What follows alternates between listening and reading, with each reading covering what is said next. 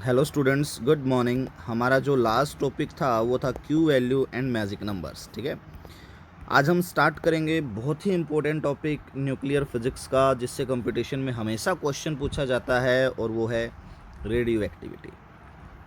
बहुत important topic है। सबसे पहले देखते हैं रेडियो एक्टिविटी होती क्या है। वैसे आपने बेटा ये पहले भी पढ़ा हुआ है केमिस्ट्री के अंदर।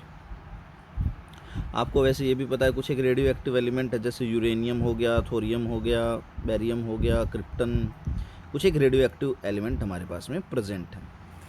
अब देखते हैं रेडियो एक्टिविटी होती क्या है। देखिए, रेडियो एक्टिविटी क्या है? It is the process of spontaneous emission of radiation from a heavy nuclei. किसी भी हैवी न्यूक्लियस से जब लगातार रेडिएशन एमिट हो रहे हों तो उस प्रोसेस को हम लोग रेडियो एक्टिविटी बोलते हैं। जो रेडियो एक्टिविटी है वो सबसे पहले डिस्कवर की थी हेनरी बैकरल ने। ठीक है ना, हेनरी बैकरल ने। उन्हीं के नाम के ऊपर इसकी ऐसा यूनिट है बैकरल। ठीक है, इसको हम BQ से रिप्रेजेंट भी करते हैं, बैकरल। और 1 बैकरल होता है 1 डीके पर सेकंड के बराबर। ठीक है ना, 1 डीके पर सेकंड। इसके अलावा इसकी नॉन ऐसा यूनिट्स भी हैं, जैसे कि एक है रदरफोर्ड, और 1 रदरफोर्ड आपका बराबर होता है 10⁻6 डीके पर सेकंड। एक और यूनिट है इसके अलावा इसकी, वो है क्यूरी। 1 क्यूरी आपकी बराबर होती है 3.7 इंटू 10⁻10 डीके पर सेकंड। क्यूरी को हम CI से भी डिनोट करते हैं। मैडम मैरी क्यूरी और पेरी क्यूरी के नाम के ऊपर है ये यूनिट।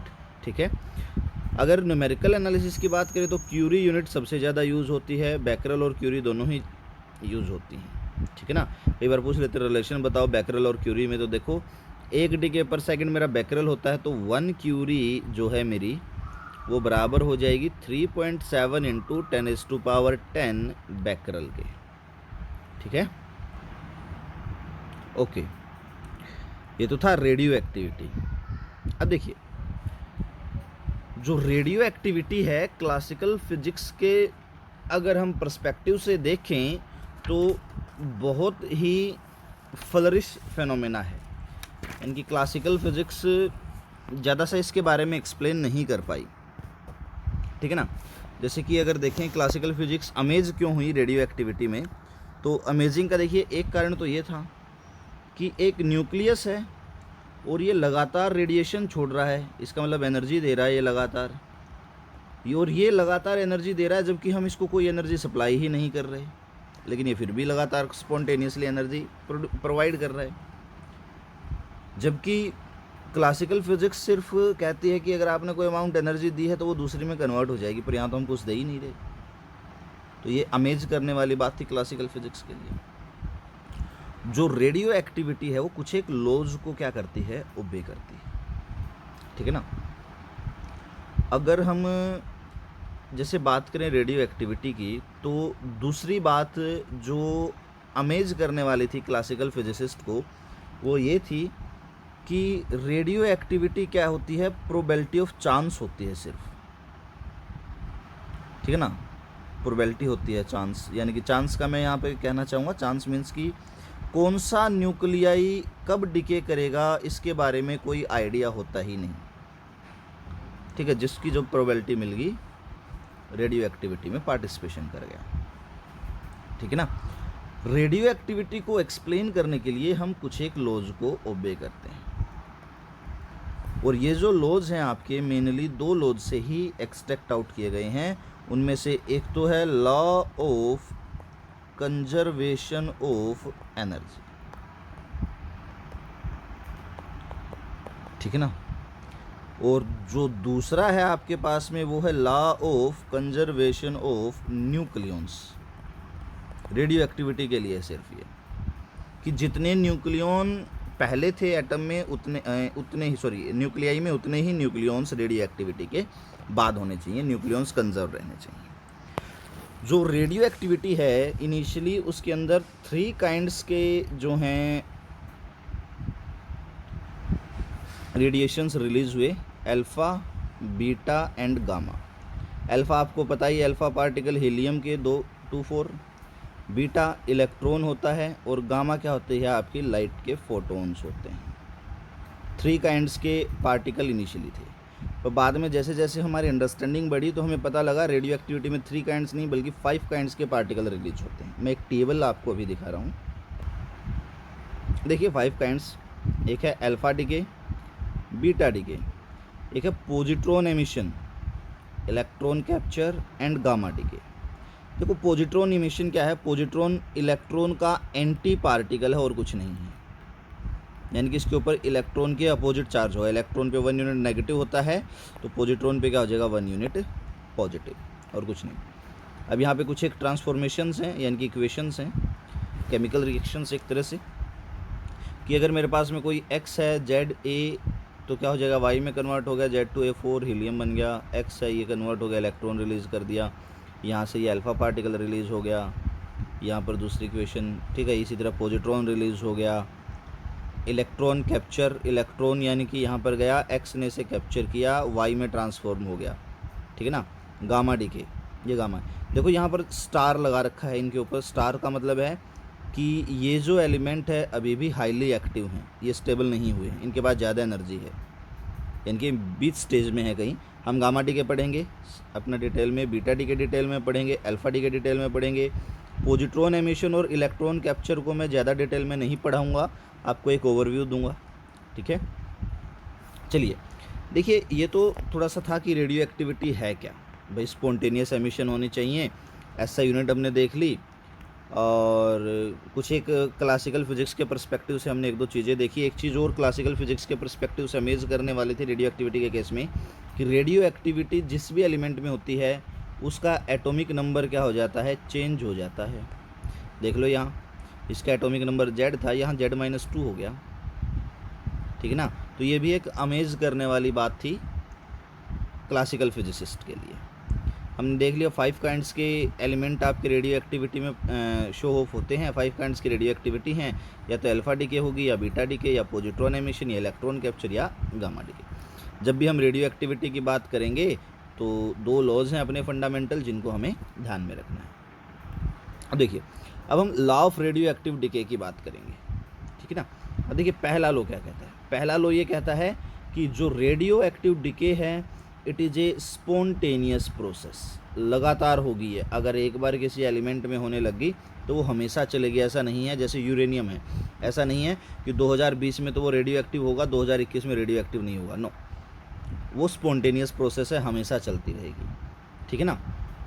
दूसरी ज़रूरी बात, and this process is not affected by external conditions. यहाँ पर एक्सटर्नल कंडीशन से मतलब है लाइक टेम्परेचर, प्रेशर एटसेट्रा, ठीक है ना, लाइक टेम्परेचर, प्रेशर एटसेट्रा, यानी कि स्पॉन्टेनियस प्रोसेस है और एक्सटर्नल कंडीशंस से बिल्कुल भी अफेक्ट नहीं करती है। दूसरा रूल, अब देखो यहाँ पर हम law of conservation of nucleon के हिसाब से देखिए, जब रेडियो एक्टिविटी में when a alpha particle is release, जब अल्फा पार्टिकल रिलीज होगा रेडियो एक्टिविटी में तो क्या होगा, जब अल्फा पार्टिकल रिलीज होगा then mass of the, 2 nuclei होते हैं, एक पेरेंट न्यूक्लियाई एक daughter nuclei. If alpha particle release then mass of daughter nuclei, एक ऐसा करते हैं डॉटर की बजाय यहाँ पेरेंट लिख लेते हैं, mass of parent nuclei decreases by 4 and atomic number decreases by 2, ठीक है ना। पेरेंट न्यूक्लियाई का जो मास है वो तो 4 से घटेगा और एटॉमिक जो नंबर है वो 2 से घटेगा। इसको समझ लो, यहाँ इक्वेशन देखो, ये रहा XAZ, तो देखो एटॉमिक नंबर 2 से घटेगा, मास 4 से घटेगा। मैं इक्वेशन को यहीं लिख देता हूँ कि मेरे पास में मान लो कोई X एलिमेंट है, ये है A, ये है Z, रेडियो एक्टिविटी होगी Y में कन्वर्ट हो गया, तो ये तो Z-2 हो गया और मास A-4 हो गया, और साथ में क्या निकल गया, एक अल्फा पार्टिकल यानी कि हीलियम। 2 4। अगर आप देखें इस इक्वेशन को बैलेंस करने के लिए तो हमने क्या देखा था कि अगर मैंने कुछ उल्टा तो नहीं लिख दिया ना, आई थिंक मैंने कुछ उल्टा लिख दिया, जेड ए, सॉरी। तो हमने क्या देखा था, देखो यहाँ पर अगर टोटल न्यूक्लियॉन्स ए हैं तो यहाँ पर भी ए ही होने चाहिए, ठीक है ना। इसी तरह से देखिए अगला, बीटा पार्टिकल रिलीज होगा तो क्या होगा। अब बीटा पार्टिकल तो इलेक्ट्रॉन है, अब अगर इलेक्ट्रॉन रिलीज होगा तो क्या मास पे कोई फ़र्क पड़ेगा, कोई फ़र्क नहीं पड़ेगा। कहाँ फ़र्क पड़ेगा, सिर्फ एटॉमिक नंबर पे। चलो इक्वेशन में देखते हैं, ये बीटा टी का देखो X Z A, mass Y का ए ही है पर जेड हमारा चेंज हो गया है, ठीक है ना। अब चलो बीटा पार्टिकल की बात करते हैं। अगर मेरा बीटा पार्टिकल रिलीज होगा तो मास रिमेन्स सेम, मास मेरा सेम रहेगा, वाइल जबकि atomic number increases by 1, atomic number 1 से क्या हो जाएगा, इंक्रीज हो जाएगा। जैसे एक्स जेड ए रेडियो एक्टिविटी होगी वाई में कन्वर्ट हो गया, ए एज इट इज, ये हो गया जेड प्लस 1 और एक इलेक्ट्रॉन क्या हो गया आपका, रिलीज हो गया, ठीक है। इसके अलावा नेक्स्ट देखते हैं, देखिए 4th रूल, जब गामा पार्टिकल रिलीज होगा तो क्या होगा। जब गामा पार्टिकल रिलीज होगा then no effect will be there on mass and atomic number. देख लो यहाँ से गामा हो रहा है, मास और एटॉमिक नंबर पे कोई भी इफेक्ट नहीं हो रहा है, तो no effect will be there.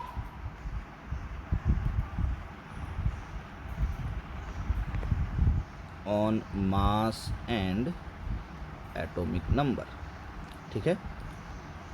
Next देखिए, एक जो रेडियो एक्टिव एलिमेंट है ये क्या कर सकता है, एमिट कर सकता है alpha particle as well as beta particle, दोनों एमिट कर सकता है। बट एक चीज़ का ध्यान रखना, both are not emitted simultaneously, एक साथ एमिट नहीं होंगे, ठीक है। एक बार में या तो अल्फा एमिट होगा या तो बीटा ही एमिट होगा, दोनों एक साथ एमिट नहीं होंगे, ठीक है ना। लेकिन क्या हो सकता है, एंड गामा रेज, जो गामा रेज हैं फॉलोज द एमिशन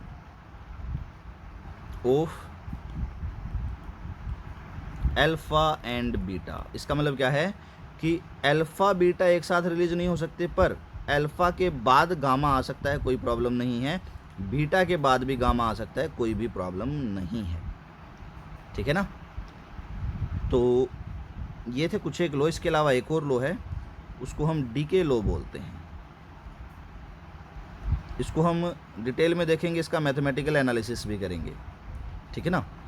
इसमें मैं एक आइडिया दे देता हूँ, बस ये कुछ ये कह रहा है कि रेट ऑफ डिसइंटीग्रेशन, जो एक न्यूक्लियाई के टूटने की रेट है, हमेशा डायरेक्टली प्रोपोर्शनल होती है number of nuclei present at that time. यानी कि ज़्यादा न्यूक्लियाई प्रेजेंट हैं तो फास्ट टूटेगा, कम न्यूक्लियाई प्रेजेंट है तो स्लो टूटेगा। इसके बारे में हम डिटेल में बात करेंगे अपने नेक्स्ट लेक्चर में, जो मैथमेटिकल फॉर्म इसकी निकालेंगे। तो आज के लिए इतना ही सिर्फ। Thank you, have a great day ahead.